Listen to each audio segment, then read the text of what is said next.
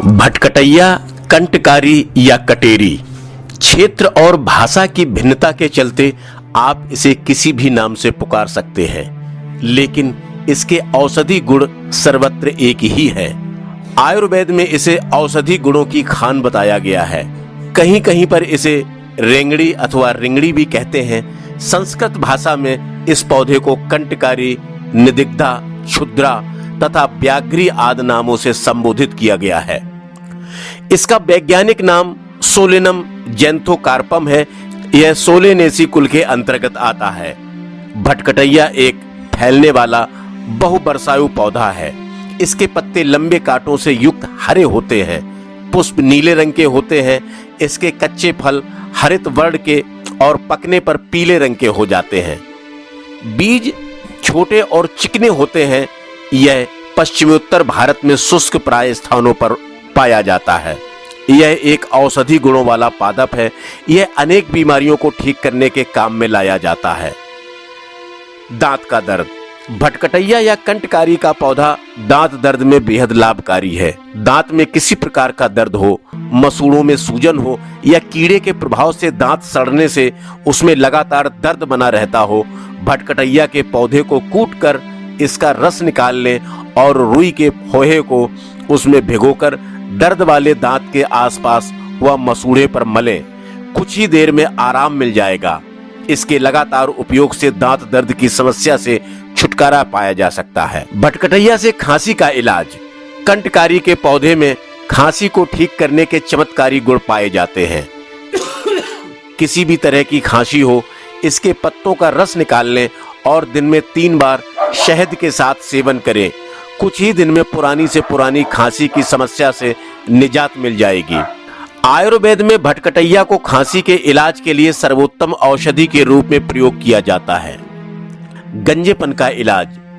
सिर पर बाल नहीं है अथवा लगातार झड़ रहे हैं तो एक बार आप भटकटैया का उपयोग करके जरूर देख सकते हैं। इसके लिए आप कटेरी के पत्तों के ताजे रस को निकाल लें और उससे रोजाना सिर की मालिश करें। कुछ ही हफ्तों में आपके बाल झड़ना बंद हो जाएंगे और गंजेपन वाले स्थान पर नए बाल उगते हुए दिखाई देंगे। बालों में रूसी से छुटकारा। यदि आपके बालों में लंबे समय से रूसी की समस्या बनी हुई है और आप महंगे से महंगा शैम्पू इस्तेमाल कर थक चुके हैं तो एक बार भटकटैया का उपयोग बताए गए तरीके से करके देख लें। कटेरी के ताजे रस को बालों की जड़ों में धीरे धीरे मसाज करें और 2 घंटे बाद सादे पानी से धो लें। रात में सोने से पहले भी इसे बालों की जड़ों में लगा सकते हैं और सुबह ताजे या फिर सादा जल से धुल लें। कुछ ही दिनों में रूसी की समस्या जड़ से खत्म हो जाएगी। श्वास रोग में भटकटैया बेहद लाभकारी है। यदि आपको सांस की बीमारी है, थोड़ा सा चलने फिरने में ही सांस फूलने लगती है, जोर की हांफी छूटती है, ऐसे में कंटकारी के पंचांग का इस्तेमाल न केवल आपकी सांस की बीमारी को ठीक करेगा बल्कि दमा के अटैक की संभावना को भी कम करता है। कंटकारी का पंचांग यानी इसका फल, फूल, जड़, तना और पत्ती 5 चीजों का मिश्रण सांस के रोगी को दिया जाता है, लेकिन इसके इस्तेमाल का तरीका और मात्रा अपने आयुर्वेद के चिकित्सक से परामर्श से तय करें। मूत्र संबंधी रोगों का उपचार। कंटकारी के पौधे से मूत्र संबंधी सभी तरह की व्याधियां दूर की जा सकती हैं। यदि पेशाब करते समय जलन होती है, रुक रुक कर पेशाब आता है, पेशाब करते समय दर्द होता है तो कटेरी की जड़ का प्रयोग कर मूत्र संबंधी समस्या से छुटकारा पाया जा सकता है। उपयोग से पहले अपने चिकित्सक से सलाह लेना न भूलें। पेट दर्द में कटेरी का प्रयोग।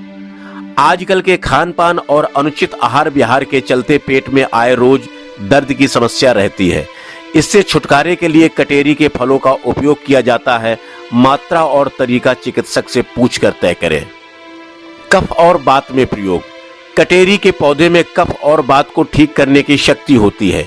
यह हमारे पाचन तंत्र को मजबूत करने में सहायक होता है। मासिक धर्म में कटेरी का प्रयोग।